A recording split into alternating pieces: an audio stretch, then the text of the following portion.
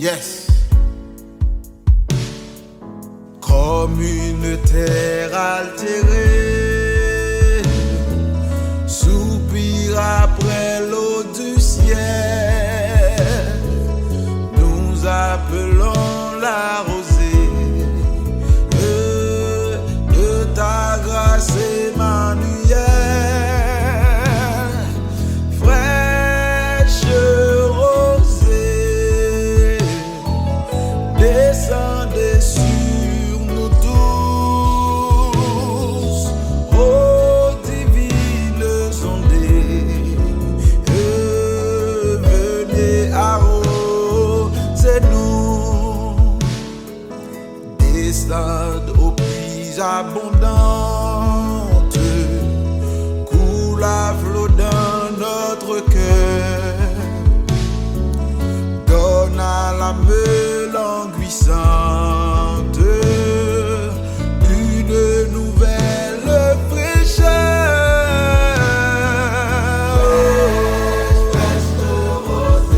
Descendez, descendez sur nous tous, ô divine ondée, venez arroser-nous. Ne laisse-nous rien d'aride qui ne soit fertilisé, que le cœur le plus avide soit pleinement arrosé.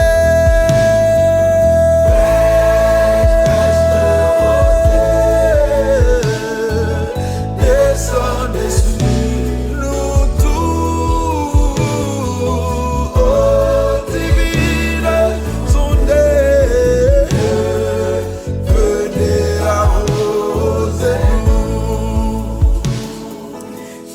Oui, que les déserts fleurissent sous tes bienfaisantes eaux, que les lieux secs revertissent et portent des fruits nouveaux. Oh, oh, oh, fraîche rosée, descendez sur nous tous, ô divine ondée, venez arroser-nous. Fraîche rosée,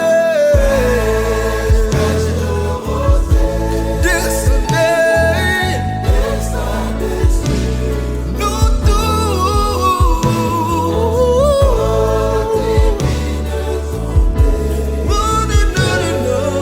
venez arroser-nous.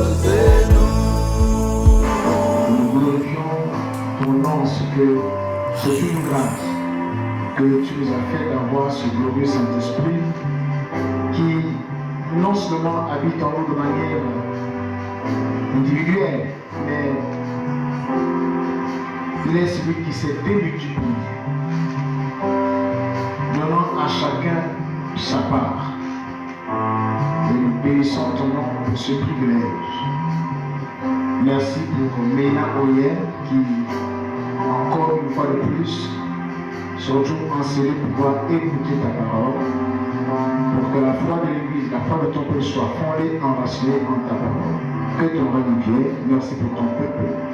Au nom de Christ Jésus. Amen. Amen. Bien, shalom à tous shalom à tous et à toutes. Alors, nous bénissons le Seigneur pour ce 12e jour. Nous sommes à notre 12e jour de jeûne et de prière. Donc, nous avançons, nous nous acheminons progressivement vers la fin de cette 11e édition. Et comme je me cesse de rappeler, les 10 premières éditions, nous avons consacré 40 jours chaque année ou chaque début d'année ecclésiastique dans le jeûne et la prière pour nos vies, pour notre croissance, notre maturité spirituelle. Et pour cette 11e édition, nous sommes venus à 21 jours comme autant de manières. Donc, et nous croyons que cette année sera particulière dans la mesure où nous ne sommes pas d'abord là pour nos besoins, nous sommes là pour connaître Christ, pour une connaissance plus profonde, pour nous consacrer au Seigneur. Et hier, nous étions là pour la 11e journée, et comme nous vous l'avions annoncé mardi, nous avons consacré la journée d'hier dans la prière, d'autant plus que nous sommes pratiquement au milieu de ces 21 jours de jeûne de prière.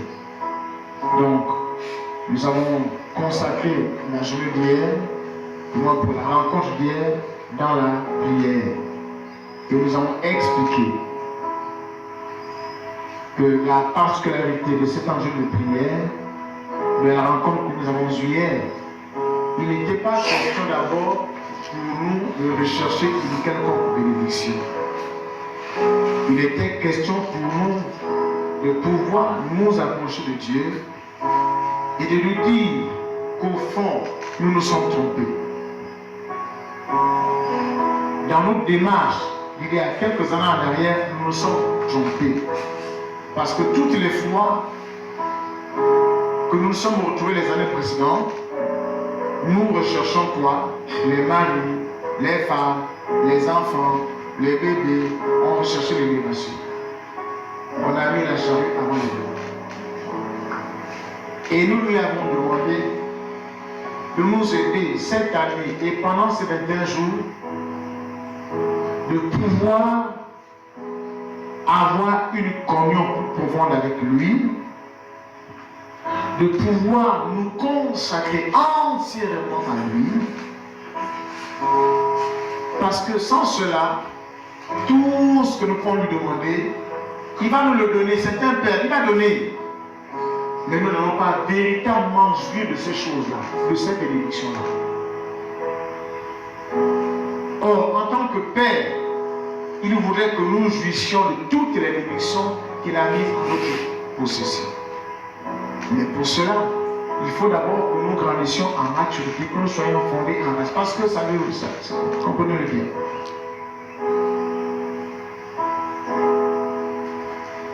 Il a dit lui-même qu'il ne donne pas les perles aux petits pourceaux. Aussi longtemps que nous serons des petits pourceaux, il ne nous donnera jamais des perles. C'est pas possible. Je dis et je le répète. Aussi longtemps que nous serons des pères, des petits pourceaux du moins, il ne nous donnera jamais des perles. Parce que même dans votre maison, vous ne donnez pas les perles au bébé. Si vous donnez une perle au bébé, qu'est-ce qu'il va en faire? Il va avaler. Et après la constance, c'est quoi? À l'hôpital. Et comme Dieu ne veut pas qu'on se trouve à l'hôpital, il veut qu'on en grandisse. Ces vérités-là, vous ne les aimez pas. Mais je suis dans l'obligation de vous expliquer ces choses. Parce que mon désir, c'est que nous grandissions, nous progressions ensemble et que nous soyons tous parfaits en Christ. Nous rendus parfaits en Christ. Alors donc,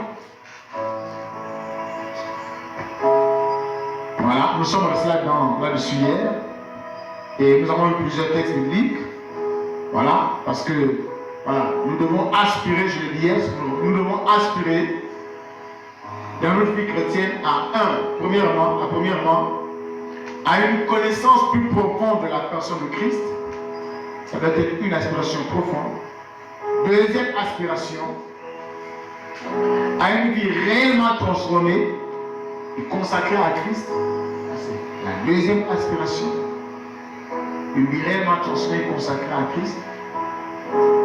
La troisième aspiration, chaque enfant de Dieu, c'est une communion plus profonde avec le Saint-Esprit. Troisième aspiration, une communion plus profonde avec le Saint-Esprit.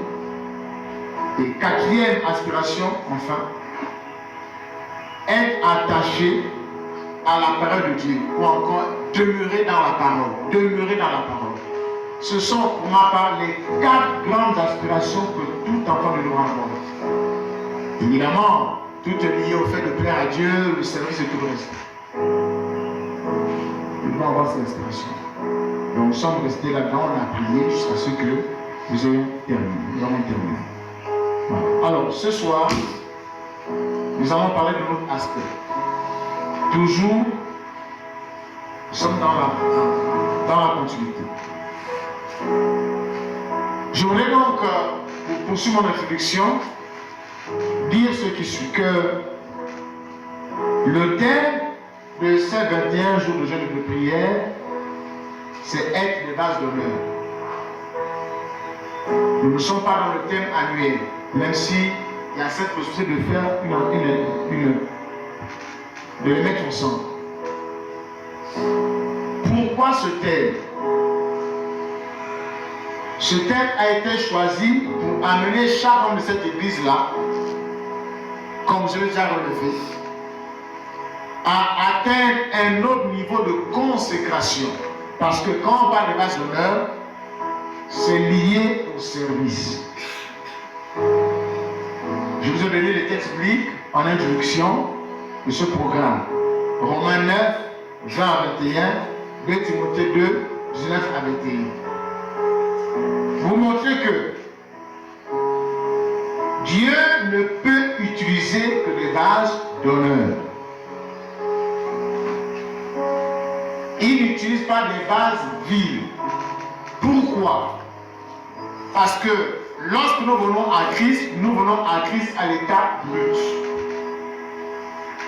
Maintenant, lui, il se charge d'opérer l'œuvre de transformation en chacun de nous. Pour faire quoi?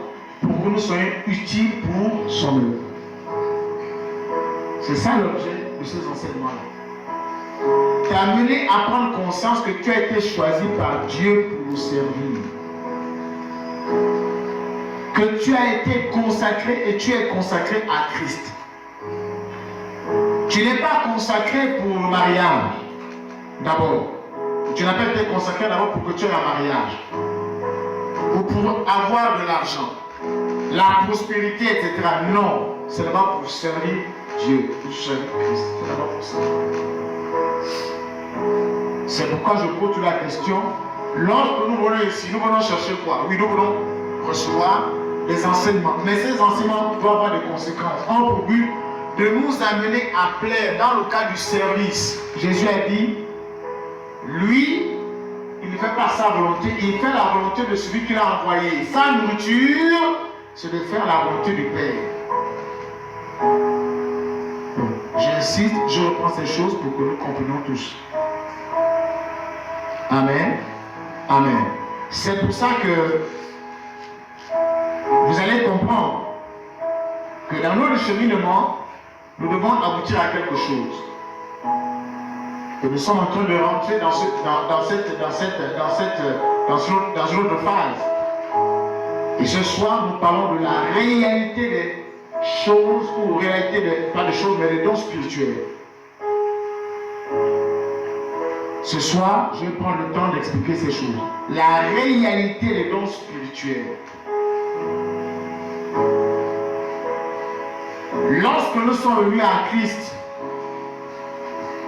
nous étions dans un état de pureté. Dieu a enlevé ce qui était impur et il l'a remplacé par quelque chose d'autre. On parle de substitut fonctionnel. Ce que Dieu a mis en nous, il n'y a pas que le Saint-Esprit, il y a autre chose. L'Esprit de Dieu vient en nous lorsque nous nous convertissons. Pierre, durant les 3 années de son ministère, du moins durant les 3 années où il a été avec Christ, et les autres d'ailleurs, il n'avait pas reçu le don, l'Esprit de Dieu n'était pas en eux, il était avec eux, mais pas en eux. Et évidemment, quand je parle de l'Esprit de Dieu, à cause de Christ qui est avec eux. Donc, jusque-là, ils n'ont pas, l'Esprit de Dieu n'est pas en eux. Les miracles qu'ils opèrent, ils les opèrent parce que seulement Jésus est avec eux sur la terre, il marche avec eux. Il y a ce qu'on appelle l'onction déléguée. Ils reçoivent l'onction déléguée. Jésus les délègue. Lorsqu'ils envoient, ils délèguent. Ils les délèguent. Ils vont avec quelque chose qui ne leur appartient pas totalement encore. Ils partent parce qu'il y a quelqu'un qui les envoie. Ils ont l'onction. C'est comme lorsque le Gabon ou le président de la transition choisit un ambassadeur. L'ambassadeur du Gabon au Cameroun, il a plein pouvoir. Il a plein pouvoir. Il est le représentant du Gabon dans ce pays-là. Tout ce qu'il va faire là-bas, il le fait au nom du président de la République. Parce qu'il a été délégué, il a reçu. C'est pourquoi il y a les lettres d'accréditation. Lorsque l'ambassadeur arrive, il doit aller rencontrer le président Paul Biya et lui remettre sa lettre. Mais la lettre qu'il a laissée, c'est l'ambassadeur qui a fait la lettre là. C'est l'ambassadeur qui a fait la lettre. C'est qui a fait la lettre?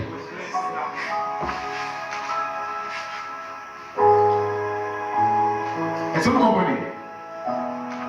Notre ambassadeur au Cameroun, lorsqu'il sort et qu'il est dans la rue et qu'il a le drapeau vert, jaune et bleu, les portes sont fermées ou bien sont ouvertes? Les portes. Donc, il discute, il prend en tâche avec les entrepreneurs gabonais au nom du président Clotaire. Est-ce que tout le monde me suit? Voilà. Même si on venait à enlever cet ambassadeur-là, on va toujours remplacer, on va envoyer quelqu'un d'autre. C'est pour ça que au Gabon, dans le cas du Gabon, lorsqu'il y a eu bouleversement politique, je ne sais pas si cela s'est passé, vrai ou faux, mais il semblerait, on a cru entendre que l'ancien ministre des Eaux et Forêts est allé se réfugier où? Et même d'ailleurs, vous savez que lorsqu'il y a lorsque un leader politique est poursuivi par la justice, très généralement ou généralement, il va à l'ambassade de France. Pourquoi le fait-il? Parce qu'il sait qu'il est en territoire étranger et que les Gabonais ne peuvent pas avoir accès dans ce territoire-là. Donc, dès qu'il est dans ce territoire-là, il a le pouvoir, il peut même continuer à narguer. Il nargue même les autorités gabonaises. Et souvent, si ce leader politique-là est livré, du moins est remis aux autorités gabonaises, les Gabonais ou les politiques gabonais vont dire: ah non, c'est une trahison, vous n'avez pas le droit, vous n'avez pas le droit, comment? C'est dans ce cas-là, et je voudrais mettre dans le cadre de la vie chrétienne, que lorsque nous avons reçu Christ, nous appartenons à un autre pays, à un autre territoire. C'est pourquoi l'apôtre Paul dit qu'il nous a transformés, il nous a transportés du royaume des puissants ténèbres dans le royaume du Fils de son amour. Donc, il y a eu deux royaumes. Nous étions quelque part. Quand nous arrivons dans ce royaume, de la même manière que dans le royaume où nous étions, avant de connaître Christ, nous avions en Christ un pouvoir. Nous avions en Christ des dons. Je laisse en Christ. Lorsque Christ nous transfère, il enlève d'abord ça, parce que ça ne vient pas de lui, c'est pas dans son royaume. Il nous donne quelque chose de supérieur. Il nous donne quoi? Son Esprit Saint. Mais quand l'Esprit Saint vient, il ne vient pas comme ça, il vient avec d'autres choses. Il vient avec ce qu'on appelle les dons spirituels. C'est là ce que nous allons s'entretenir. Pourquoi les dons spirituels? Pour nos services. Les dons spirituels, il y a les ministères et tout le reste. Mais nous restons en cas des dons spirituels. Et nous allons nous entraîner là-dessus. Alors, je l'ai déjà expliqué. Il y a pour ma part un lien étroit entre le vase d'honneur et les dons spirituels. Entre les races d'honneur et les ministères. Il y a on ne peut pas les dissocier. Ils sont liés. Et nous allons comprendre au fur et à mesure.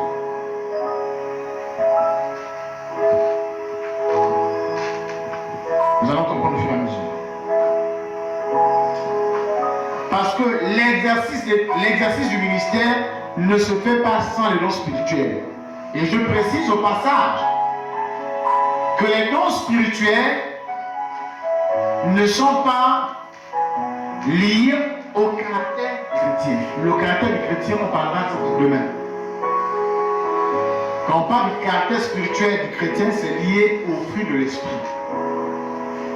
Et vous allez voir même quand on ne dit pas les fruits, on dit le fruit. C'est pas en pluriel, c'est au singulier. On va expliquer tout ça. Donc, l'exercice du ministère se fait avec et par les dons spirituels. Je suis en Christ, l'Esprit de Dieu habite en moi, j'ai les dons. Sauf que, jusque-là, je ne sais pas que j'ai les dons. On va voir tout à l'heure. Je suis en train d'introduire. Les dons, pour me répéter, j'insiste, ne reflètent pas notre caractère chrétien, ne reflètent pas le caractère du chrétien. Quelqu'un peut avoir les dons spirituels, mais être charnel. Quelqu'un peut avoir les dons spirituels et être charnel. Il boit son vin, il chasse les démons. C'est le cas qu'on voit. Il prophétise, mais elle vit dans la licence sexuelle. Ne me dites pas, mais comment peut-il faire des choses comme ça? Vous posez la question à Dieu lui-même. C'est des cas. Mais en temps normal, quelqu'un ne peut pas avoir les dons spirituels, il ne peut pas avoir le fruit de l'esprit. Celui qui a été enseigné, qui a la parole, qui prend le temps de regarder, il doit se rendre compte que non, là je suis en porte à pas de parole. C'est pourquoi on a parlé de s'affectionner les choses en nous.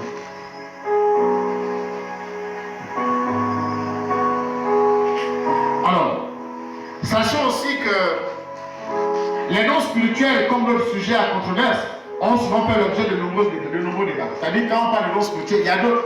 Les dons spirituels, c'est des sujets à controverse. Il y a plusieurs autres sujets, notamment le baptême du Saint-Esprit, rempli du Saint-Esprit. C'est des débats à controverse, c'est des sujets à controverse. C'est-à-dire qu'il y a beaucoup de luttes là-dessus, mais on n'est pas dans les débats, on est dans la parole. Je ne vais pas vous entraîner. Non, on est dans la parole, on veut comprendre comment fonctionnent les dons spirituels, dans quel cadre. C'est surtout ça, mon objectif. Et que les dons qui sont en vous soient manifestés pour le service. Parce que vous en avez. Nous les avons. Ok? Voilà. Alors, qui c'est qui a déjà entendu parler de dons spirituels? Qui c'est qui a déjà entendu parler de dons spirituels? Vous voyez, c'est même pas la majorité. Sauf si les autres font exprès parce qu'ils connaissent, et donc s'ils connaissent, ils prennent leur bagage et rentrent chez eux.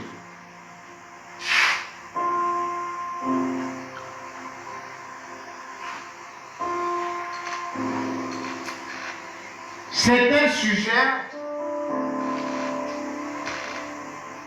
qu'il faut aborder. Parce qu'il me semble que l'Église est devenue une Église impuissante.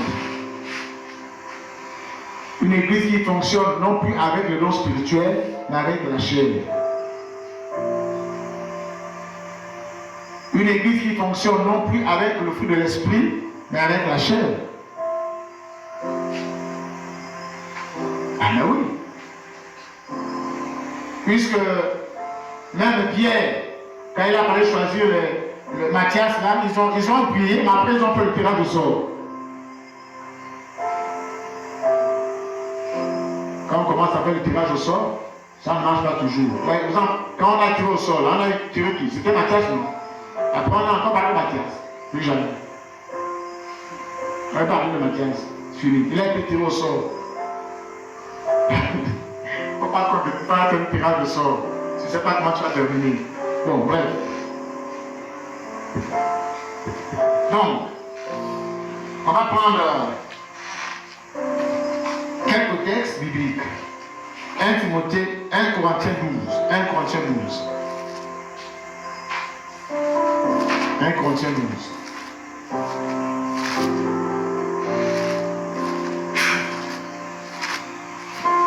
Alors, 1 Corinthiens 12.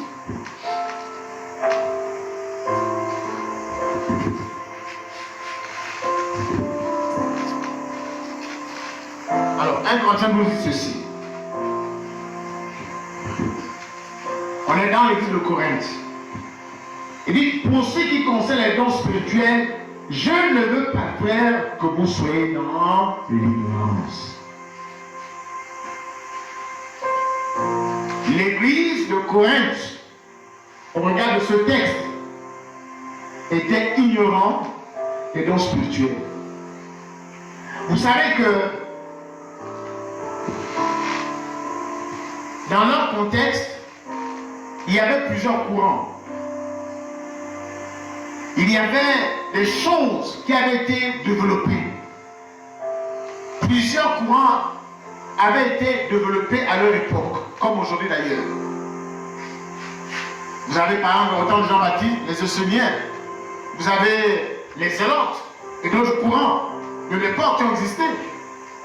Donc il y avait des courants dans cette église-là, dans cette contrée-là, qui faisaient penser, qui faisaient croire que les dons spirituels, c'était de la magie. Que les dons spirituels avaient d'autres sources que Christ. Et cette attitude a fait que les gens ont commencé à développer une sorte de méfiance par rapport aux dons spirituels. Là quand même, c'est trop facile. Là quand même, c'est trop facile. Et d'ailleurs, il vous souviendra dans le des Actes qu'il y a une femme qui avait l'esprit de Python, qui venait et qui prophétisait. Mais ce qu'elle disait était vrai, sauf que la source était démoniaque. Tout le monde me suit là. La source était démoniaque. Ce qu'elle disait était vrai, mais la source était démoniaque. Donc on est dans un environnement où, à la fois, il y a le vrai, mais il y a aussi le faux. Mais quand il y a une telle confusion, les gens deviennent méfiants. Les gens deviennent méfiants, on dit, ah, vraiment, il y a tellement de choses aujourd'hui, on devient méfiant. Donc c'est un peu dans ce contexte-là que Paul dit, non, non, non, les amis, ne soyez pas ignorants, il ne faut pas être ignorant, il ne faut pas être ignorant, il ne faut pas être ignorant. L'autre chose aussi par rapport à ce texte, c'est que, de façon religieuse, ou du moins religieusement, ils ont commencé à accepter que non, Dieu n'a pas besoin de ça. Il y a même une théologie qui a été développée. La théologie de... j'espère que ça va me revenir. Qui laisse à croire que les miracles ne sont plus d'actualité, c'est du passé. Il y a ça qui a été développé. Et ça affaiblit malheureusement l'Église. Dans le domaine des miracles, des guérisons, ça affaiblit l'Église. Voilà, les cessationnistes. Ce sont les cessationnistes. Donc on est dans un contexte où l'Église est paralysée, l'Église est affaiblie. Ou si quelqu'un vient prophétiser, ah, attention, attention, la dernière fois c'était, si quelqu'un vient libérer par le corps, ah non, on connaît que... Bon. Et ça crée la méfiance, la méfiance, la méfiance. La méfiance. Donc c'est un peu... Mais donc Paul dit, écoutez les amis, je sais qu'il y a tellement de courants, je sais qu'il y a tellement de choses qui se disent, mais je ne veux pas que vous soyez ignorants au sujet des dons spirituels. Il ne faut pas que vous soyez ignorants. Les dons spirituels existent bel et bien. Si vous avez connu d'autres dons qui étaient des dons naturels ou mysticaux, je ne sais pas quoi, parce que bon, il y en a qui ont les crânes, il y en a qui ont les fémurs, il y en a qui ont les ongles, il y en a qui ont les cheveux, et tout ça. Si vous avez connu ça, vous étiez dans cette pratique-là, maintenant que vous êtes en Christ, sachez que Christ aussi vous donne des dons spirituels. Des dons spirituels. Vous n'avez plus besoin de faire cette pratique qu'on faisait autrefois. Parce que, une fois encore, dans l'Ancien Testament, pour connaître la vérité, il fallait jouer, il y avait le tumim et puis les scories là. Le lumine et le tumim. Que souvent ça fait venir jeter et tout le reste là. Et bon, ça c'est, maintenant là, c'est autre chose. Dieu vous donne la capacité par le nom spirituel de discerner, par le Saint-Esprit, discerner son nom de fait. La connaissance, il va donc. Tout le monde me suit? Alors, regardons aussi 1 Corinthiens 14. 1 Corinthiens 14. Il dit ceci. Là-bas, il dit ceci. Recherchez l'amour. Aspirez aussi au don spirituel. Je m'arrête là. Je vais parler parce que là-bas, il y a un autre problème après. On va en parler tout à l'heure. Il dit recherchez l'amour. Aspirez aussi au don spirituel. Romains chapitre 12. Romains 12 verset 6. Romains 12 verset 6. Romains 12 verset 6. C'est bien ça. Romains 12 verset 6. Il dit ceci. Il dit, puisque nous avons des dons. Là-bas, avec le Corinthiens, il dit aspirez au don. Mais quand il vient avec les Romains, il dit non, nous avons des dons. C'est une affirmation. Donc, les dons spirituels existent. Les dons spirituels existent. Il faut être conscient de ça, c'est une réalité. Car pour faire ce que nous faisons, ou pour faire ce que tu fais, tu as besoin d'un don. Tu as besoin d'un don, c'est un don. Est-ce qu'on se fait bien comprendre? Est-ce qu'on se fait bien comprendre? Je veux être vraiment le plus simple possible pour que vous compreniez ces choses-là. Ce n'est pas réservé aux pasteurs, aux anciens. C'est réservé à tout enfant de Dieu. Dès que tu as reçu dans ta vie le Saint-Esprit habitant en toi, maintenant tu as besoin d'enseigner, être enseigné comme ce soir pour savoir que, ah, donc le don existe. Vous me suivez, non? Amen. Alors, on va évoluer. On va évoluer.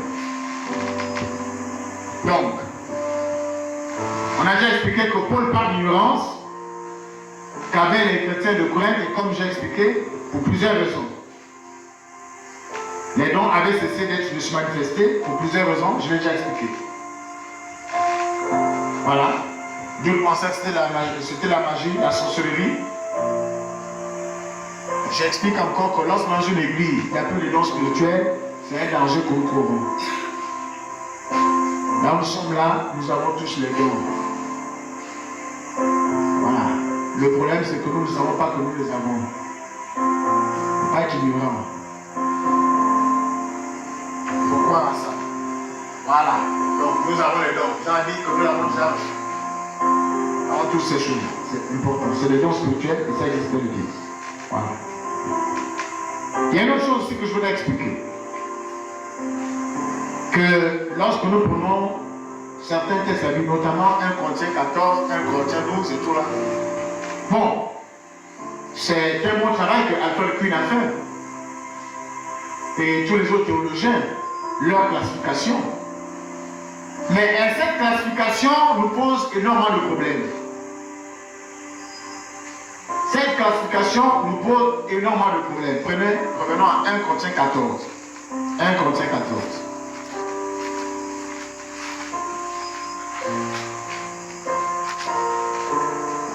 Parce qu'ils ont été groupés, vous avez les dons spéciaux, les dons de service et tout le reste là. Je ne suis pas contre, c'est une très bonne chose. Mais il y a un problème qui se pose dans cette classification-là. Alors, 1 Corinthiens 14, verset 1 encore. Il dit ceci. Recherchez l'amour, aspirez aussi aux dons spirituels, mais surtout à celui de prophétie. Bon, quand vous prenez ça, ça nous a créé le problème. Ça a créé le problème à l'église. Pourquoi? Parce qu'il y a des personnes aujourd'hui, pour avoir prophétisé, ils ont déclaré qu'ils sont prophètes. Pour avoir prophétisé, ils ont créé leur ministère prophétique. Le fait que tu aies un don de prophétie ne veut pas dire que tu as un ministère prophétique. Ah, bien sûr. Quel est le problème aussi que ça a créé? Ça a créé le problème où, bon, tout le monde va avoir le don de prophétie. Parce que celui qui parle en langue, bon, ça c'est le cas de même, on dit verset 3, celui qui prophétise, au contraire, parle aux hommes, et comme tout le monde parle aux hommes et pas parler à Dieu, mais tout le monde regarde la prophétie.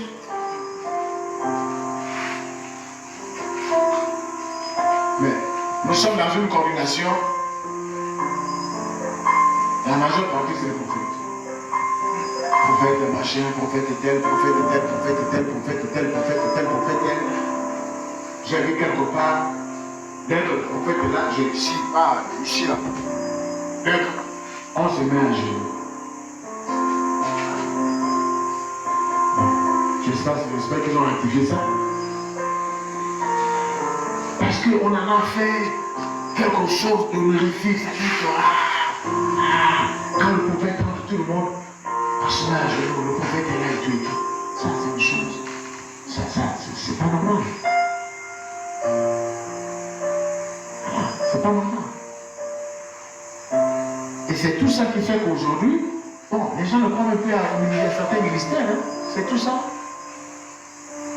Quand on a commencé à préparer les campagnes présidentielles et tout, les élections générales, mais combien de professeurs n'a pas reçu de la table sur le Gabon? Les Camerounais, les Ivoiriens, les Congolais, les Gabonais eux-mêmes. Ils ne voyaient que le sang. Est-ce qu'il y a quelqu'un qui est venu dire que je me suis trompé? Quelqu'un est venu me dire, je me suis trompé.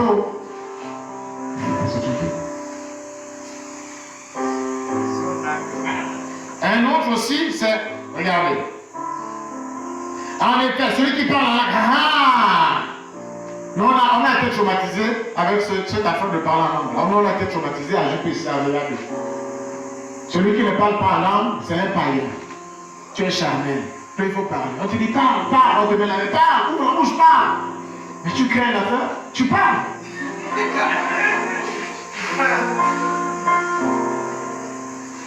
Oui. Or, ce que l'apôtre Paul est en train de dire, il est en train de dire que quand on le fait, là, on va voir tout à l'heure, les conditions, le contexte dans lequel on voit comme ça doit se passer. Mais c'est important. Et tout ça, ça crée un petit désordre et tout, je vous laisse là. Bon. Okay. Est-ce que tout le monde me suit? Ah, mais c'est important. Voilà. Alors, il y a tellement de choses. Nous avons reçu des dons différents. Et chacun doit savoir quel don il a reçu. Et puis, il y a Paul parle à Timothée. Allons dans 1 Timothée. Parce qu'il y a d'autres choses que je voulais expliquer.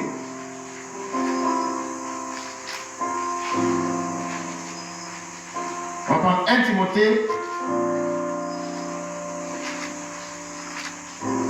Ah, je suis dans 1 Timothée, je parle de Timothée. Alors, 1 Timothée 4. 1 Timothée 4. 1 Timothée 4. Verset 14. Bon. 1 Timothée 4, verset 14 dit ceci. Ne néglige pas le don qui est en toi, et qui t'a été donné par prophétie avec l'imposition des mains de l'assemblée des anciens. Donc là, on voit que Timothée, qui avait reçu le don par l'imposition des mains des anciens, a commencé à négliger ce don-là. Il a négligé ce don et l'apôtre Paul lui répond, dit, écoute, ne néglige pas ce don-là. Dans 1 Timothée, il dit, ranime le don. 2 Timothée 1,6, je crois. Il dit, ranime le don, ranime le don, ranime le don. Ceci, c'est l'objet de cette rencontre. Moi, pour ce soir, chacun en rentrant chez lui doit pouvoir ranimer ce don. Il ne faut pas tomber dans le coup de Matthieu 24. La parabole des talents. 24-25. La parabole des talents. On voit chacun a reçu un talent et il y a un qui allait enterrer son talent. Donc, j'insiste pour dire que chacun de nous là, on a un, deux, plusieurs autres dons. Il faut que ça soit manifeste. Nous devons servir le Seigneur. Et Dieu t'a donné les capacités nécessaires ou spirituelles pour que tu le serves. Dans sa maison, même hors de sa maison. C'est très important. Les dons sont une réalité. Il faut croire à ça. Lorsqu'on a fait l'évaluation de l'église, par le pasteur président, vous avez rempli le document où même j'ai vu les fidèles qui m'ont donné les dons que je n'ai même pas. Bon, je ne suis pas là pour me condamner, peut-être que vous avez vu ça en moi.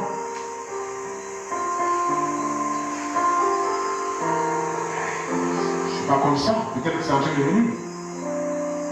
Vous voyez, le pasteur a tel don, il a tel don, il a tel don, il a tel don, tel don. Bon, c'est vous qui voyez aussi, hein. Don de libéralité, patience, prévenant, tout cela. Mais le pasteur aussi peut discerner et voir que tel fidèle a tel don, tel fidèle a tel don. On va aller là-bas, on va voir comment découvrir, comment savoir que j'ai tel don. Alors,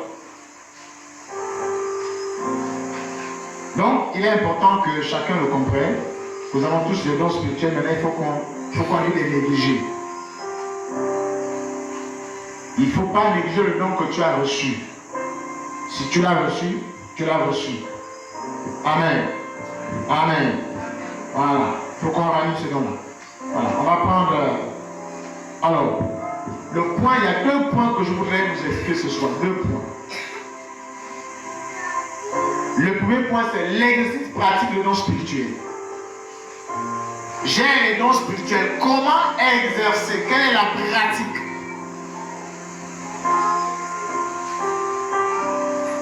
Je peux avoir plusieurs dons. Mais dans quel cadre est-ce que je dois manifester ces dons spirituels-là? Il y a plusieurs dons. Vous trouvez ça dans 1 Corinthiens chapitre 12. Hospitalité, libéralité, service, miracle, guérison, don de foi. Il y a tellement de dons. Il y a même celui de l'artisanat. Il y a l'habileté ou encore l'habileté manuelle.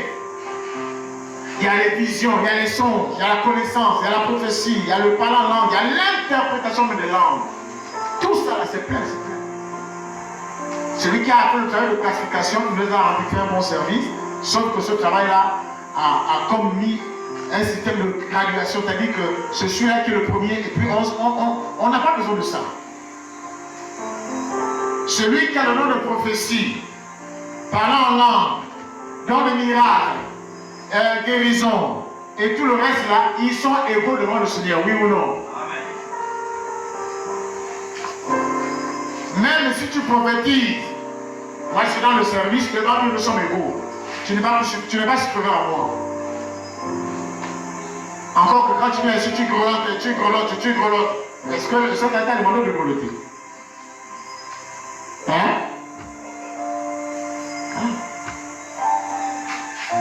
Donc il n'y a pas un don qui est supérieur à l'autre. Il ne faut pas. Non. Quand Paul le disait, il le disait dans un contexte précis.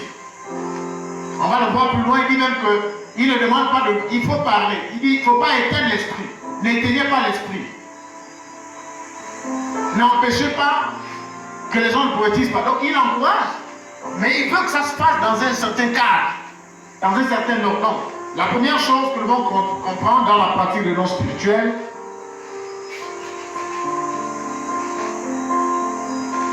c'est qu'ils doivent s'exercer dans l'amour. Dans l'amour.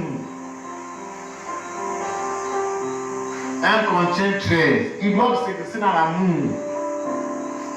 Celui qui exerce son don spirituel dans l'amour, il le fait en respectant la dignité de l'autre. Il le fait en respectant la position de l'autre. Il ne le fait pas pour dominer. Non, non, non, non, non. Il ne le fait pas pour mépriser. Non, non, non, non, non. Il le fait dans le respect, dans l'amour. C'est ce qu'il dit, 1 Corinthiens 13. Il dit, quand je parlerai les langues des hommes et des anges, si je n'ai pas l'amour, je suis un airain qui résonne ou une cymbale qui retentit. Donc, si je prophétise, je prends la langue, mais que je n'aime pas mon prochain, mon frère, mais ce don-là, il est difficile. Donc, tous les dons doivent se pratiquer dans l'amour. Les dons que nous avons sont faits pourquoi? Pour l'utilité commune. Si ton don, même si tu l'as reçu de Dieu, tu n'édifies pas les autres, mais tu divises, à ce moment-là tu deviens source de division et pas source de bénédiction. Est-ce que vous me suivez? Est-ce que tout le monde me suit? Donc, les dons doivent se pratiquer dans un esprit d'amour. Dans un esprit d'amour. Voilà. Il dit ceci, permettez-moi de lire ce passage.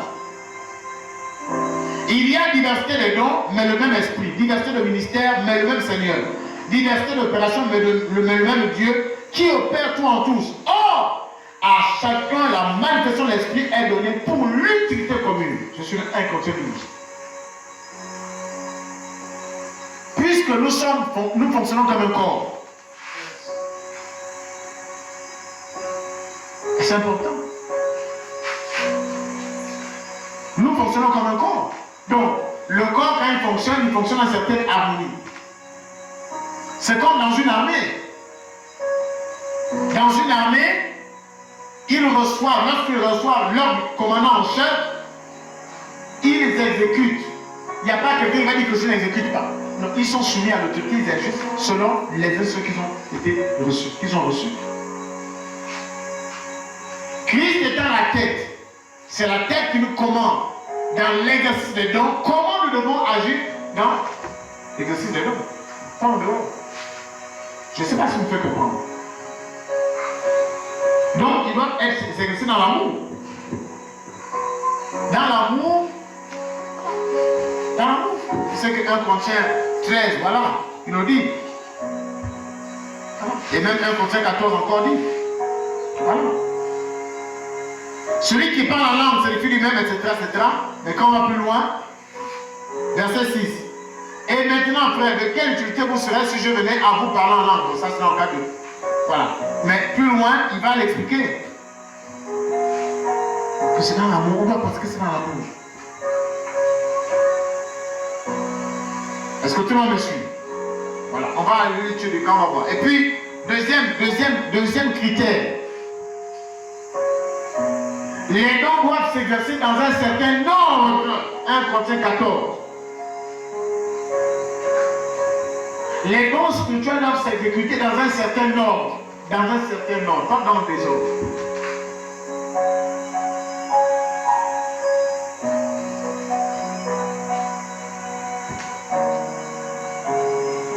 Ils doivent s'exécuter dans un certain ordre. 1 Corinthiens 14, 39 à 40. Lirez ça à la maison. C'est dans l'ordre.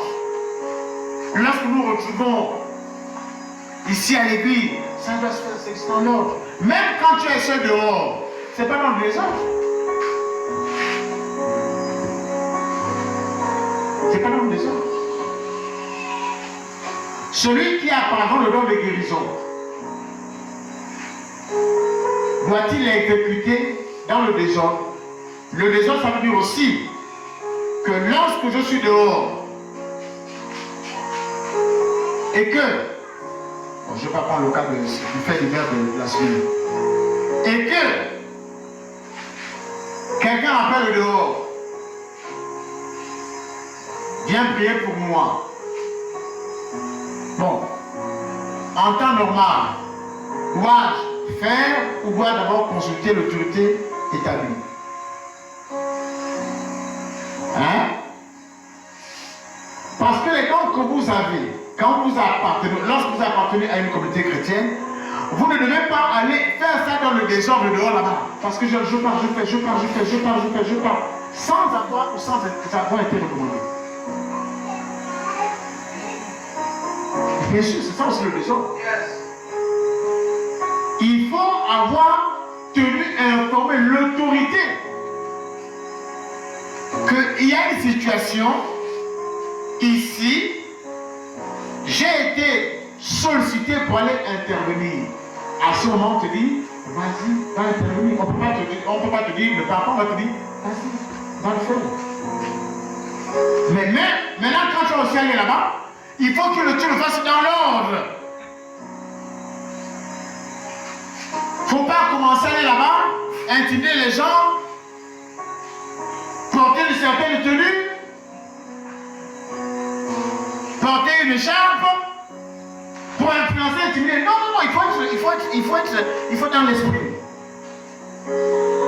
Parce que dans tout cela aussi, on a souvent utilisé plusieurs artifices, il faut porter ceci, il faut faire ceci, pour que voilà, il faut qu'on sache que l'Esprit de Dieu est là. Non, on n'a pas besoin de ça.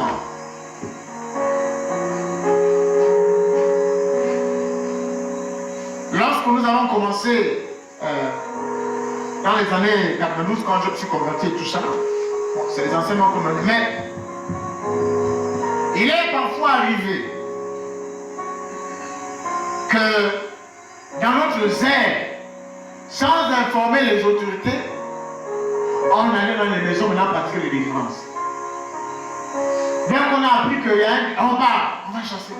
Mais après ça nous a créé des problèmes. Après on a commencé à avoir des problèmes. Surtout que nous étions les chasseurs de démons, on cherchait les démons. On cherchait les démons. Là il y a un apprenant que là-bas il y a un démon, on trouve compris. Après on nous a ramené à l'autre, lui ce qu'on fait là c'est pas bon.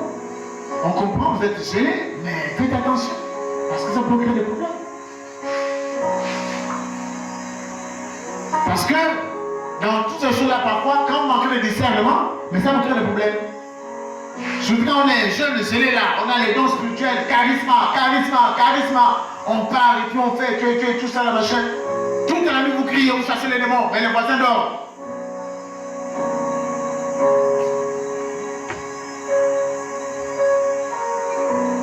Il y a une église quelque part là-bas où on a dit aux fidèles de ne pas boire le comprimé. Mais le fidèle est mort. Oh non, Dieu guérit. Dieu n'a pas créé le comprimé. Mais Luc, l'évangile de Luc, celui qui a l'évangile, c'est un médecin. Il y a des endroits comme ça. On dit non. Dieu est tout puissant. Il y a les dons de guérison. Il y a les dons de miracles. Donc, Dieu n'a pas pour le comprimer. Tu vas mourir cadeau. Tu vas au ciel. Et quand tu arrives là-bas, tu es soufflé. Il faut une l'ordre. C'est parce qu'il n'y a pas d'ordre que les gens nous évitent même. C'est parce qu'il n'y a pas d'ordre que les gens nous évitent. Mais c'est parce qu'il n'y a pas d'ordre. Je prends le cas. Bon, on parle tous en langue, tout le monde parle en langue. Et puis il y a un étranger qui arrive. Et tout le monde parle. Lui ne parle pas. Il fait quoi? Il va reposer chez nous. Surtout que quand on parle, il n'y avait pas d'interprète.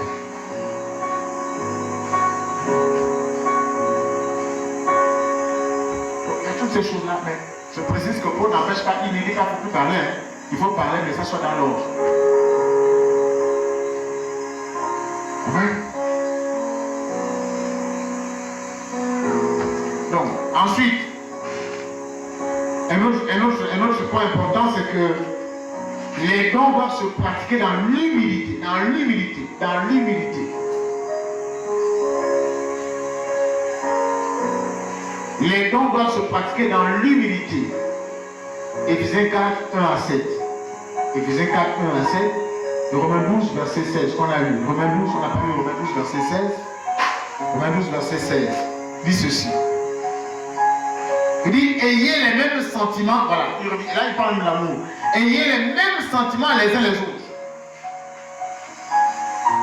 Ayez les mêmes sentiments les uns les autres. Les uns envers les autres. N'aspirez pas à ce qui est élevé, mais laissez-vous attirer par ce qui est humble. Ne soyez pas sage à vous. Donc, il faut qu'on soit humble. Dans la pratique de l'homme spirituel, le danger que nous courons, c'est l'orgueil. Donc, je suis en train de vous avertir, de vous conseiller tous. Il y a des chrétiens, lorsqu'ils ont certains dons, même le pasteur ne peut plus rien leur dire. Le pasteur ne peut plus rien les enseigner. Il a le don de miracle. Tu vas lui dire quoi? Depuis que tu es dans le ministère, tu n'as fait marcher aucun paralytique. Lui, il a fait marcher un paralytique. Lui, il a le don de vision. Toi, depuis que tu es dans le ministère, tu n'as pas une vision. Tu vas lui dire quoi? Lui, il chasse les démons. Une fois par semaine, il y a au moins un démon qui chasse. Toi, tu n'as chassé aucun démon. Tu vas l'enseigner quoi?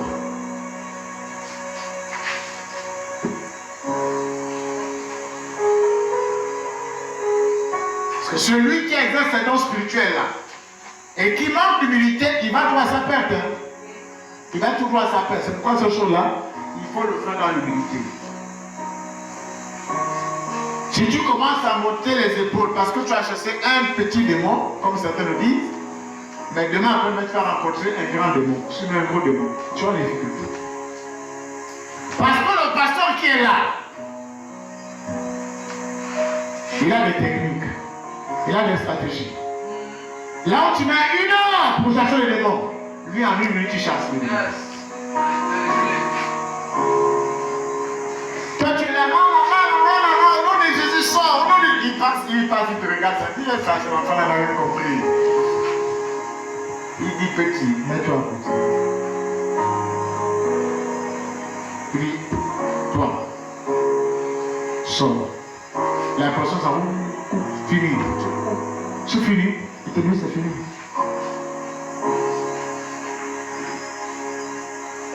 Pourquoi? Parce que le pasteur a appris ça dans l'humilité. Il a appris ça dans des moments difficiles où il démarrait le ministère. Il y a même des démons que tu n'as jamais rencontrés, que lui a rencontrés. Donc il faut être calme. Quand tu viens avec, dans le prophétie, il te voit au loin, il sait là où tu vas amener, il te voit au loin. Ça veut dire que vous avez entendu parler du vieux prophète et du petit prophète là, non? Hein? Le jeune et le vieux prophète. Le jeune prophète. Vous voyez le jeune? Le jeune prophète. Qui a parlé au jeune prophète? L'ange Dieu. Vous ne connaissez pas l'histoire. Dieu a parlé au jeune prophète. Il va faire ça. Mais quand tu parles, ne t'arrête pas en vue. Si on te dit dans une maison, ne parle pas. Si on te dit, ne mange pas. Le gars est parti. Il a accompli sa mission. Maintenant, il va repartir. Et il rencontre le vieux prophète. Il dit, oh, jeune homme, ça va? Il dit, oui, ça va. Il dit, ah, mais les enfants m'ont fait un rapport là que tu as fait des choses là. C'est terrible, hein? Mais, il y a un ange de Dieu qui m'a dit qu'il faut que tu te reposes, que tu manges et tu sans discernement. Il s'est assis, il a mangé. Quand il est reparti, le lion a couru. C'est aussi pour dire que les jeunes doivent faire parfois attention aux vieux prophètes. Parce que les vieux prophètes, parfois, Au lieu d'aller en retraite, il va être toujours à jour. Mais en étant à jour, il faut me gaspiller. Bon, c'est une parenthèse que j'ouvre. Donc l'humilité, vous êtes là, vous avez les dons. Vous avez les dons. Vous avez les dons. Il ne faut pas tout concentrer sur le pasteur. Le pasteur aussi c'est un homme, c'est pas un white man show. Ce que je vous enseigne là, je l'ai reçu il y a des années en arrière et je continue à recevoir. Et je vous le donne pour que vous soyez, voilà, vous soyez des chrétiens équilibrés. Vous n'êtes pas des vases vides, non. Vous n'êtes pas des vases vides. Lui, il est en vous. Le Saint-Esprit en vous, il ne peut pas venir en vous seulement. Non, il y a aussi les dons. Tout est en vous. Tout est en vous. C'est à vous de proclamer, c'est à vous d'exercer. Et Dieu opère le reste. Et Paul nous dit quoi? Il y a des témoins autour de nous qui nous ont voir comment est-ce que nous pratiquons ces choses-là. Moi, j'ai commencé à chasser les démons. Je n'ai pas encore un an dans le Seigneur. Hein. Je n'ai pas encore un an. Non. J'ai commencé à pratiquer des choses. Je n'avais à peine que 6 mois dans le Seigneur. 6 mois. J'ai fait mars, avril, mai, juin, juillet, août, septembre, octobre, novembre, ça fait au moins 10 mois. Mais même avant les 10 mois là, avant mon baptême, j'ai commencé à agir, j'ai commencé à prier pour les gens. Avant mon baptême. Puisque mon baptême a intervenu 10 mois après. Je me suis commencé en mars 92 et baptisé en décembre 97, donc 10 mois. Mais avant mon baptême, j'ai commencé à manifester les dons spirituels. J'ai commencé à manifester. À chasser les démons. À voir les visions. À voir des choses. À servir le nom de service. Et après mon baptême, un an, 6 mois, 1 an après, paf, j'ai commencé à avoir des restaurateurs à l'église. Et c'est dans ce temps que j'ai commencé à percevoir que j'avais un appel, j'avais une vocation. Dans ce temps-là. J'ai reçu Ésaïe 54. Ésaïe 54, c'est le fondement de mon appel. Ésaïe 54. Je n'étais pas encore, j'étais nouvellement converti. C'est là que j'ai appris à jeûner, à prier. Je me retirais dans la cause de Dieu pendant 21 jours. Seul, 21 jours de prière, seul, je cherchais Dieu. Et tout ça là, c'était en moi, ça a commencé par se manifester, ça a commencé par se manifester, ça a commencé par se manifester, ça a commencé par se manifester, jusqu'à ce jour. Jusqu'à ce jour. Il y a des choses que le Seigneur me montre, mais je ne parle pas, je les attends. Sur certains d'entre vous, je regarde sur vous. Il faut éviter, ça aussi c'est une mauvaise habitude. Lorsque Dieu vous remet des choses sur les frères, on n'est pas dans le cas de l'évêque, dans le cas du péché. Bon, si il y a le cas du péché, c'est différent. Mais tu dors. Puisqu'il y a des chrétiens, quand ils dorment, ils ne rêvent que des choses bizarres. Ça, c'est anormal. Un chrétien qui rêve, qui voit que la mort, bon, là, je crois que tu as un problème aussi. Tu rêves toujours le grand-père qui est mort, le grand-père qui est mort. Là aussi, il y a un problème. Bon, mais tu dors, tu rêves les frères, un frère qui a fait l'accident, tu te lèves. Frère, je vais venir te voir, j'ai fait un rêve sur toi. Le frère, il t'attend. Puis je n'ai pas dit l'objet du rêve. Tu arrives. J'ai rêvé que tu mourais. Franchement, quand tu venais un frère, j'ai rêvé que tu mourais. Et tu vois pas que tu es traumatisme, non? Tu es dans l'insécurité. Bon, même toi-même, si on te dit qu'on a vu que tu mourais, tu vas pas comment?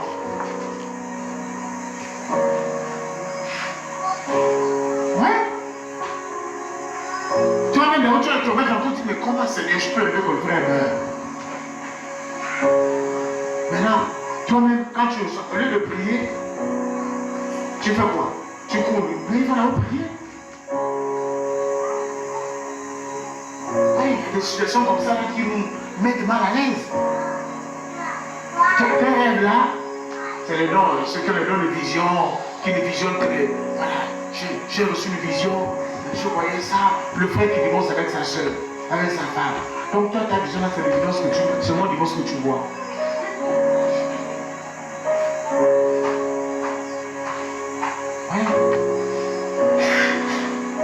C'est pourquoi il faut vérifier aussi les sources de ces visions-là. Bon, un autre problème aussi. Bon, c'est pourquoi je vous dis ces choses-là. Quelqu'un, tu es dans une licence sexuelle.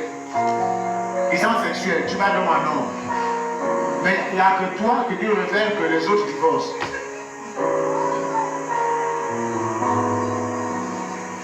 Oui. Toutes ces choses-là, il faut revoir ça.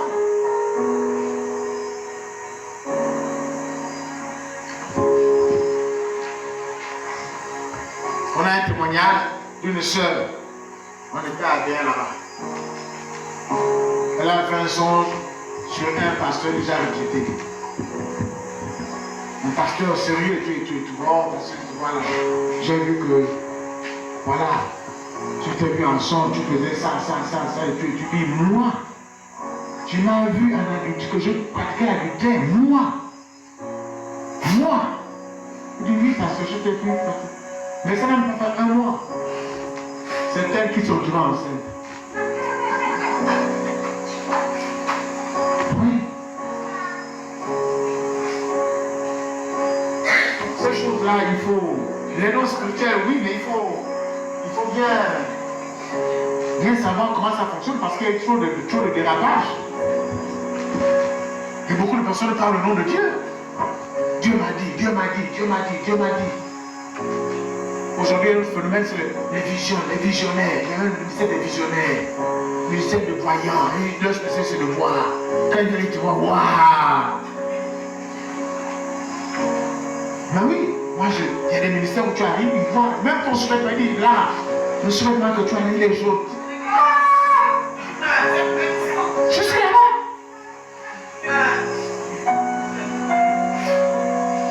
Il y en a qui disent même, il dit, il y a un frère dans la salle là. Tu as 100 000. Le frère se lève, il dit, c'est moi, j'ai 100 000. Les gars se sont retrouvés en police là-bas. Ils ont fait leur programmation. Oui, ils ont fait leur programmation là-bas. Que frère là, tu es là, on va faire comme ça là. En fin de compte, après il va lancer, faire la paix. Que voilà, les gens vont donner l'argent, après ils vont se retrouver au bureau là-bas, ils vont se partager 100 000. C'est des choses qu'on connaît. Il y a plusieurs gens qui font ça.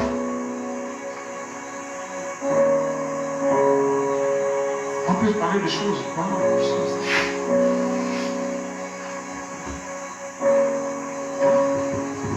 Normalement, celui qui a un don spirituel, quand il le fait, il ne s'attend à rien. Non, il le fait de manière libre, en toute humilité, avec amour. Il n'attend pas une récompense d'un homme. J'ai reçu ici. Parfois, les gens qui viennent, après la prière, je dis, monsieur, si tu veux, tu viens avec ça dimanche, tu me l'as rencontré. Mais j'ai reçu gratuitement, tu reçois aussi gratuitement. Toutes ces choses, il faut qu'on fasse ça. Vous allez là-bas, on vous fait payer, oui ou non. Bon, peut-être pas, peut-être que vous n'êtes pas là ce soir. Mais j'ai mon frère qui approche gentil. Qui me raconte des choses. Parfois, ce sont le prophète arrive et il enseigne et tout. Après, il a cherché même un prophète là-bas. Il dit, je ne viens plus ici. Je t'ai appelé pour t'honorer, tu viens me faire des conneries comme ça. Oh non, voilà, et tout ça là, machin, je vois, machin, et tout ça là.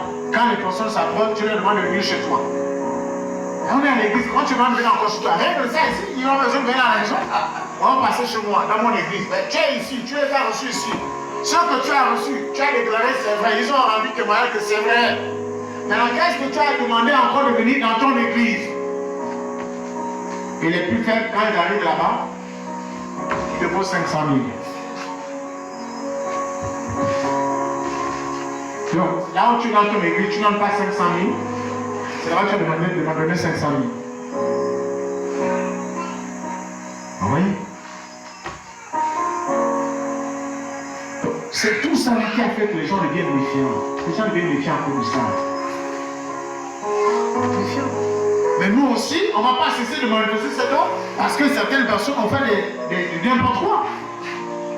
C'est pas parce que X ou Y ont fait du désordre que nous allons nous taire.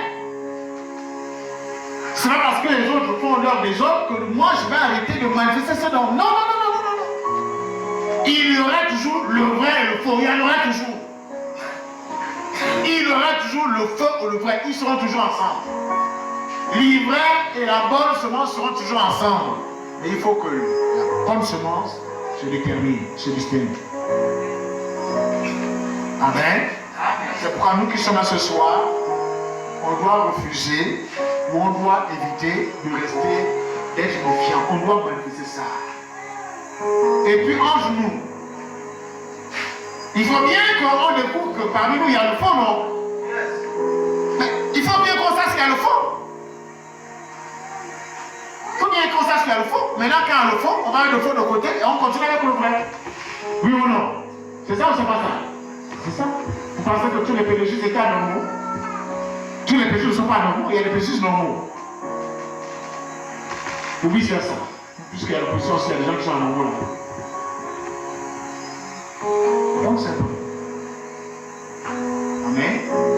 Alors, maintenant, comment découvrir son don spirituel? Comment fait-on pour découvrir son don spirituel? Comment? C'est par le service. Service, c'est-à-dire en pratiquant.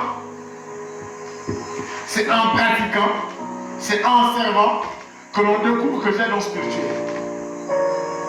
C'est la première chose. Première chose. Deuxième chose, c'est par le discernement. Il y a le discernement.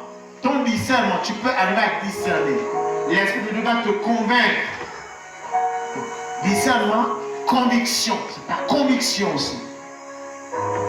Il y a le discernement, il y a aussi la conviction. Donc, 1, le service.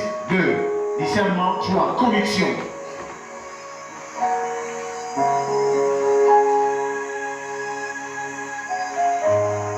C'est bon? Par le service. Donc quand je suis actif dans l'église, c'est là que...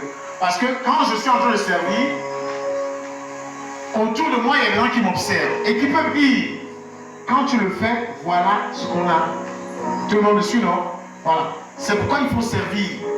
C'est dans le service, en servant qu'on discerne, en pratiquant, que je reconnais que j'ai ça. C'est un discernement. Par le discernement, ensuite par le fait de conviction. Je suis convaincu que j'ai ça. Et puis, il y a aussi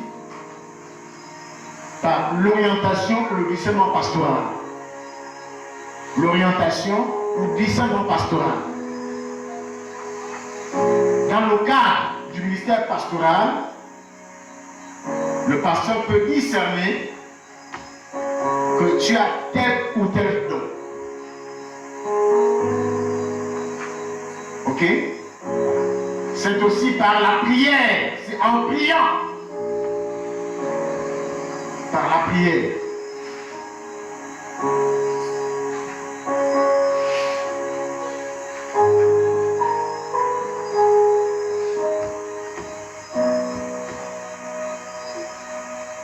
Ok? C'est bon? Voilà. Donc c'est comme ça qu'on découvre son don. Le don spirituel. C'est en exerçant, en pratiquant que j'ai découvert. J'avais des pasteurs qui m'ont orienté également. La communauté dans laquelle j'ai commencé ma vie chrétienne, ils ont également contribué à m'orienter. Mais il y a un fait majeur, c'est quoi? C'est que lorsque tu es dans ce à quoi Dieu t'a appelé, il y a un effet. C'est que tu exprimes de la joie. Au fond de toi, tu ressens une certaine joie. Mais les gens qui t'entourent également expriment cette joie. Est-ce que vous comprenez? Autour de toi, quand tu le fais, toi-même tu as la joie. mais autour de toi, ceux qui ils sont bénis. C'est-à-dire que ce que tu as là doit être on parle de l'utilité commune. Les gens sont bénis par ce que tu exerces, par ce que tu fais. Monsieur, amen. Tu vois, monsieur, non? Alors, on va prendre 3 cas. Je vais censé 3 cas. Comme étude. Pour cette étude. Pour prendre comme une conclusion. Pour confirmer ce que je suis en train de dire. Alors, le premier cas, c'est celui de Acte 3, verset 6. C'est l'apôtre Pierre. On est après la Pentecôte. Pierre a reçu avec les 120 disciples le baptême du Saint-Esprit. Et on voit que lorsqu'il reçoit le Saint-Esprit vient avec ces dons-là. J'ai relevé et je l'ai déjà dit, lorsque Pierre, au temps où il marchait avec Jésus, accomplissait certains miracles, il y a la présence de Christ sur le plan physique. Mais là, Jésus n'est plus là. Le substitut fonctionnel, c'est quoi? C'est le Saint-Esprit qui vient avec les dons. Et ces dons, dans le cas de Actes, c'est sans limite, on va le voir plus loin.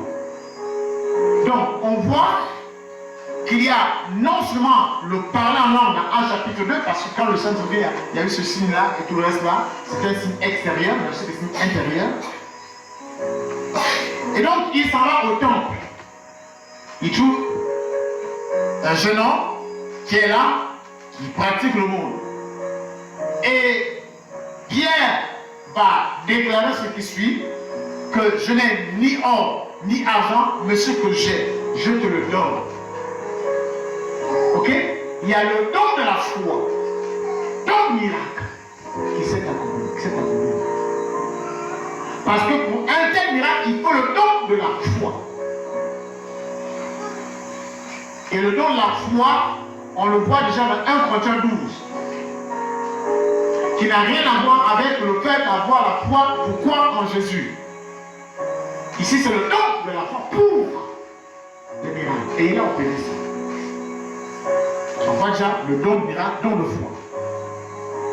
Est-ce que je me fais bien comprendre? Et puis ensuite, on a Actes chapitre 6. Actes chapitre 6. Actes chapitre 6. Actes chapitre 6. Actes chapitre 6. L'église est en train de...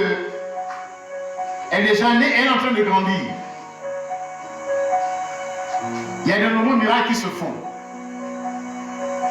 Et il y a que Pierre, au regard de la charge du ministère, va organiser une rencontre pour que le mettre en place le ministère des diacres.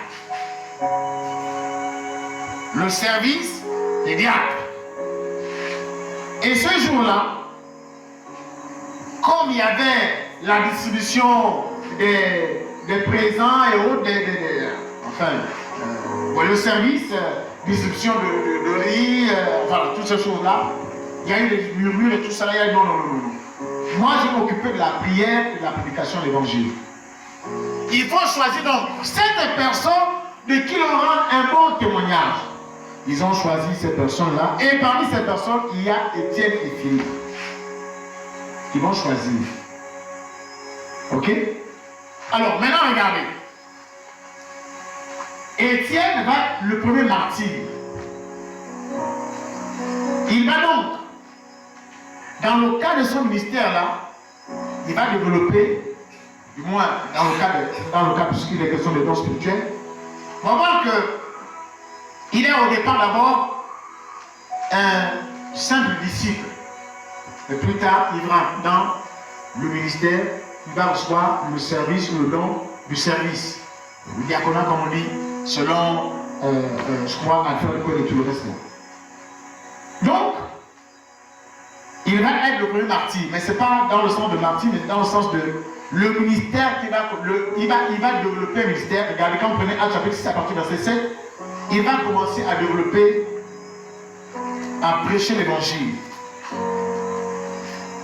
C'est la connaissance. C'est la connaissance qui sort de là. La connaissance qui sort de là. Ce qu'il est en train de déclarer ne vient pas de lui. Il y a quelque chose. Il y a la connaissance. Mais encore, le jour où il sera lapidé, il a la vision. Mais vous ne lisez pas ça. Actes chapitre 7. Actes chapitre 7. Actes chapitre 7. On dit quoi? En entendant ces paroles, ils étaient furieux dans leur cœur et ils grinçaient les dents contre lui. Mais Étienne, rempli du Saint-Esprit et fixant le regard vers le ciel, vit la gloire de Dieu et Jésus debout à la droite de Dieu. Il y a une vision. C'est une vision qu'il a.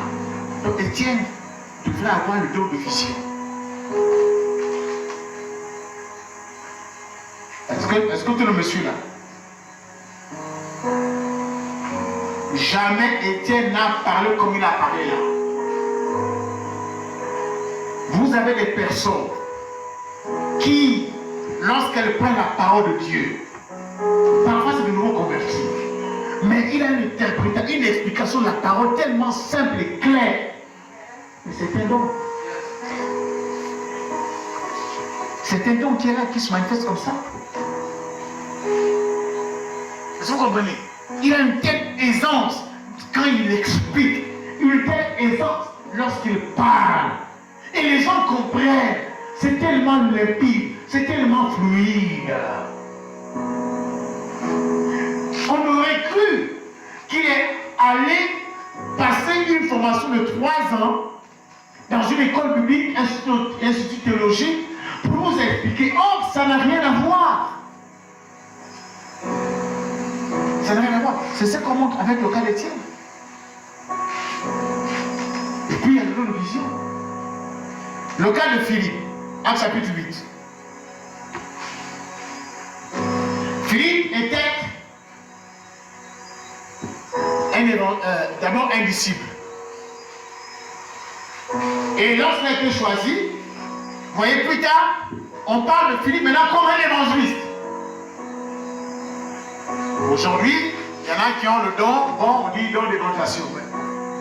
Mais on voit que Philippe, il a été choisi parmi les 12, parmi les 7 là, alors qu'il était choisi d'abord pour s'occuper du service, s'occuper de la distribution des biens. Mais l'Esprit de Dieu l'a sorti de ce cadre-là pour maintenant faire le ministère de l'évangéliste. Et plus tard, regardez le don qui se manifeste. Il n'y a pas que l'évangélisation, mais on voit également quoi? Le miracle. C'est tout le monde me suit. Ils avaient ça. Ils avaient ça. Ils n'ont pas gardé. Ils n'ont pas étouffé. Ils les ont manifestés. Ils étaient conscients de cette réalité-là. Qui a dit à Philippe qu'il faut prier pour les malades, les malades seront guéris. Qui lui a dit ça? Hein? Marc 16 dit quoi? Voici les miracles qui accompagnent ceux qui auront cru en mon nom.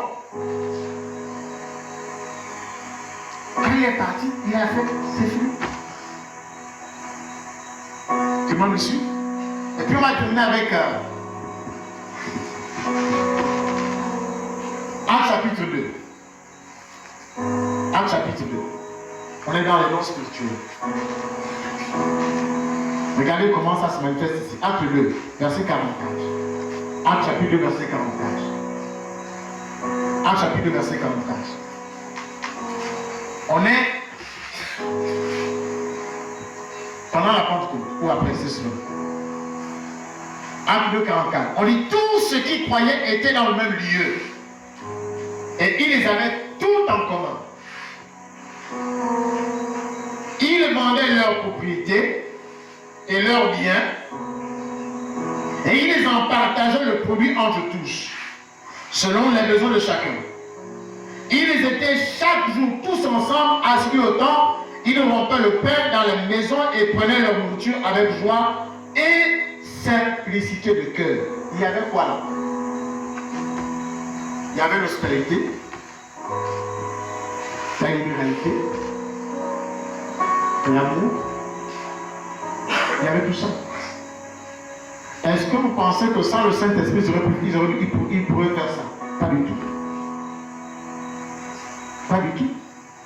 Et même quand vous allez plus loin, dans Actes chapitre 4, verset 32, on dit: la multitude de ceux qui avaient cru n'était qu'un cœur et qu'une âme. Nul ne disait que ce bien lui appartenait en propre, mais tout était en commun en eux. Les apôtres rendaient avec beaucoup de force témoignage de Dieu, tout le reste. Il y a eu quoi? Il y a eu un homme il y a eu un homme là qu'on appelle Joseph. Il a fait quoi?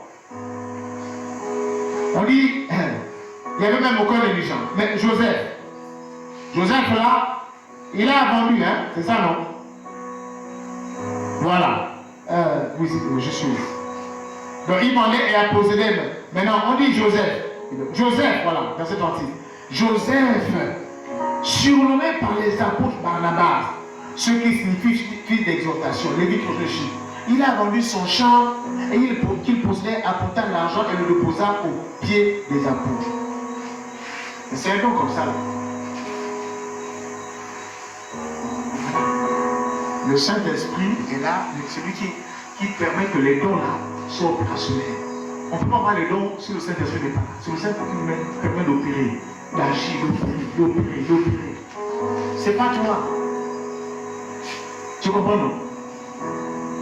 Tu n'es pas une ONG qui reçoit des dons de quelque part pour aller donner à quelqu'un d'autre.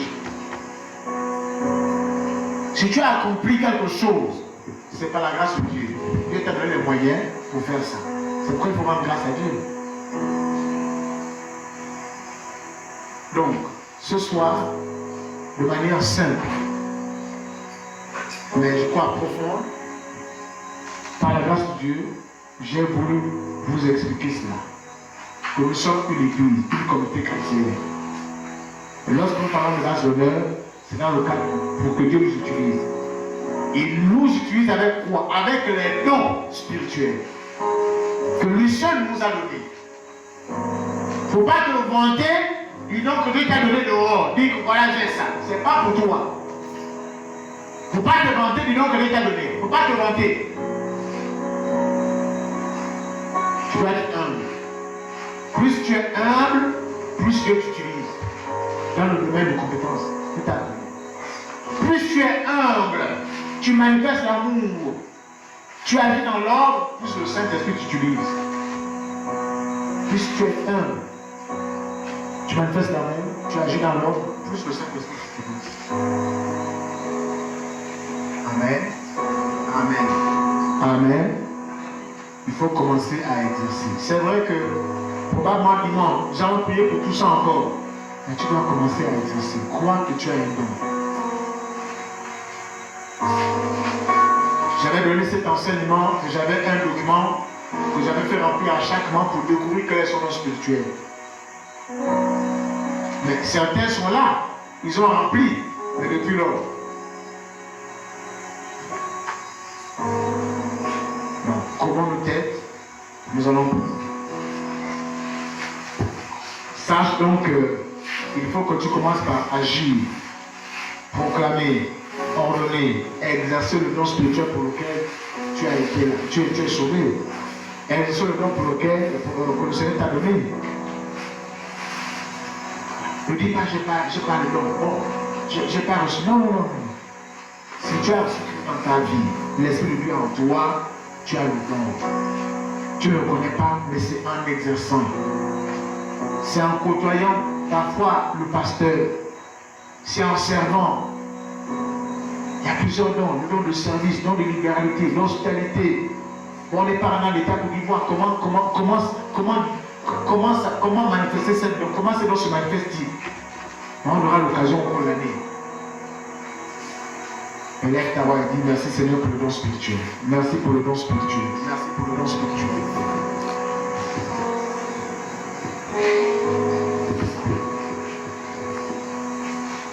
Père, merci pour les dons spirituels que tu as donnés à l'Église. Aujourd'hui, malheureusement, il y a une certaine méfiance. On regarde le désordre qu'il y a dans l'Église. J'aimerais de l'ordre dans l'Église, au Gabon en général et à Mina en particulier. Surtout en ce qui concerne les dons de prophétie, les dons de vision. Il y a tellement de désordre. La classification qui a été faite n'est pas mauvaise.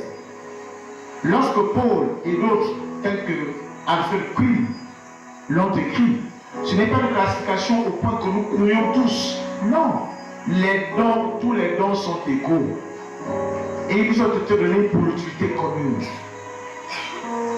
Seigneur, je prie ce soir pour que les dons qui sont inscrits dans ta parole soient manifestés dans cette église. Mais dans l'ordre, avec amour et dans l'humilité. Seigneur, il y en a qui ne savent pas qu'ils ont tel ou tel don. C'est dans la pratique. C'est en recevant des enseignements. C'est aussi en côtoyant les hommes de Dieu qui ont cette capacité aussi à discerner. Seigneur, je prie que ceux et celles qui sont dans l'ignorance, oui, l'ignorance n'est pas une bonne chose, mais qui aspirent, oui, ceux qui aspirent, je prie que tu les orientes, que tu les révèles, que tu les montres, qu'ils découvrent leurs dons et qu'ils agissent en conséquence. Parce que leur vie chrétienne ne peut grandir en maturité que dans nos services. Et tu le dis toi-même, que personne ne soit privé de ta grâce. Je prie ce soir que personne ne soit privé de cette grâce. Parce que les dons spirituels sont une grâce. Sont une grâce. Sont une grâce. Nous sommes en bénédiction les uns envers les autres lorsque nous manifestons ces dons. Nous sommes en bénédiction envers notre nation, envers notre foyer, notre famille, notre entreprise, nos collègues de travail, lorsque nous manifestons en esprit en vérité ces dons spirituels. Que chacun et chacune, Père de grâce, soit en bénédiction pour sa famille, soit en bénédiction pour son activité professionnelle, soit en bénédiction pour ses collègues, soit en bénédiction pour le pays, au travers de ce don spirituel. Que chacun le saisisse pour la grâce. Que chacun le comprenne. Que tu ne peux pas habiter en nous sans que ces dons ne soient manifestés. Non, non, non. Le glorieux Saint-Esprit habite en nous et il a déversé non seulement l'onction, mais il y a aussi les dons. Parler en langue, prophétie, hospitalité, libéralité, service, habileté manuelle, l'artisanat même, comme Béthalel. Béthalel avait ce don. Béthalel avait ce don. Béthalel avait ce don. Que ton règne vienne en nous, Seigneur, et que ta grâce nous accompagne. Demain, nous aborderons le feu de l'esprit.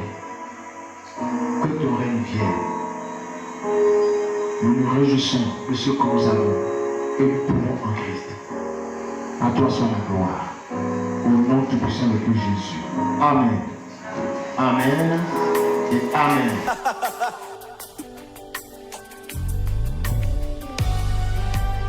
Yes, Lord. Est-ce que tu peux pousser le cri de toi?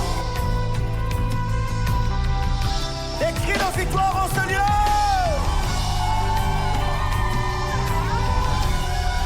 Oh, oh, oh. Yeah.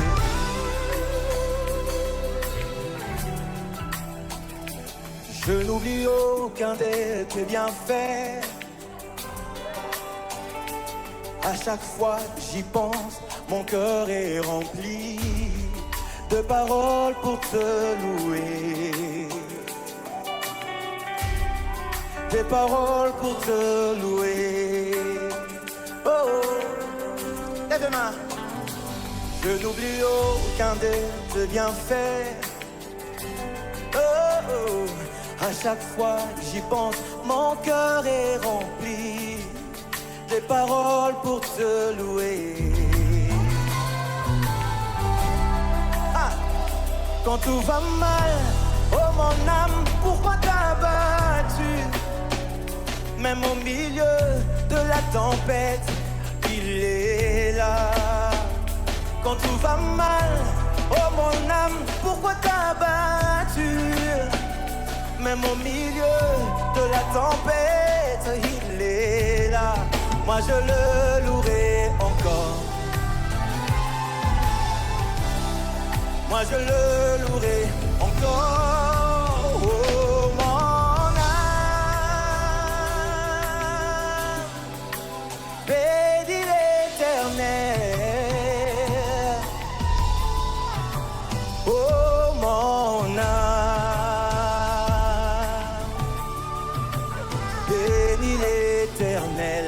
Bénis le nom de l'Éternel. Oh, oh.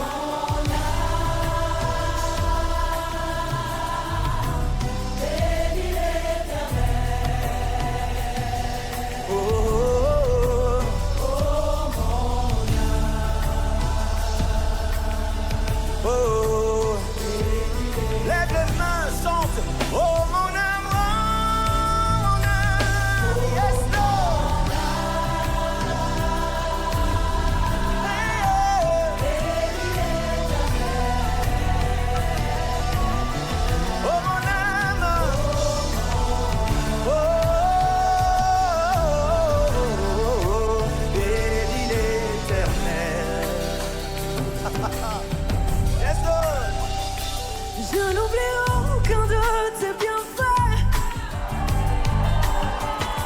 Car à chaque fois que j'y pense, mon cœur se remplit de paroles pour te louer. Et je dis même, quand tout va mal, oh mon âme, pourquoi t'as battu?